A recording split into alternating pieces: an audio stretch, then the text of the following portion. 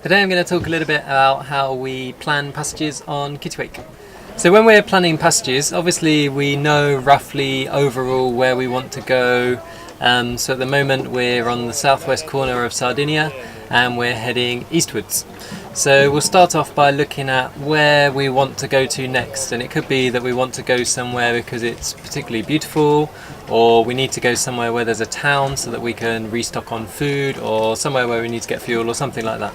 So at the moment we're looking at getting to a place called Villa Simius, which is right on the southeast tip of Sardinia, and we're well stocked up at the moment, so we mainly want to go there because we've heard it's really nice. Now obviously we don't want to get to Villa Simius and then find that we're in an unprotected anchorage. The good thing about where we're going is that there's protection on both sides. It's kind of like a peninsula, and then you can go on either side of it to get protection. So we're not too worried about, once we get there, whether we'll suddenly be in a bad position. So to plan the passage itself, there's a few different things we need to know. Obviously we're in the Mediterranean, so at the moment we don't really need to worry about tides too much. But we need to know how far away it is, and based on that we can determine how long it will take, and then what the wind is doing, and that will determine when it's best to leave, how long we need to sail for, whether we can arrive in the light, and what sort of speed we're going to go at. So I'm going to measure on our chart plotting software on our tablet the distance that we need to go, which is about 38 nautical miles. So we're going from here all the way up to here, across the Bay of Calais basically. So we know based on that distance that it will be between sort of 9 and 11 hours based on our experience of this boat. But to get the speed in more detail we need to look at the winds. Firstly check that they're in the right direction for us to go, and also we can tell from that more accurately how fast we'll go.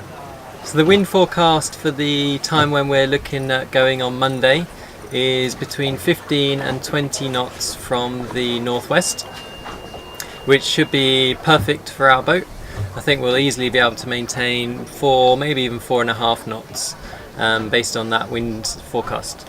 But to be on the safe side, we'll probably allow ourselves time to go at 4 knots, and then we'll just make sure that we've got an extra bit of time in hand in case we don't make as much speed or the forecast isn't as it turned out, and then we should definitely get in there when it's still light.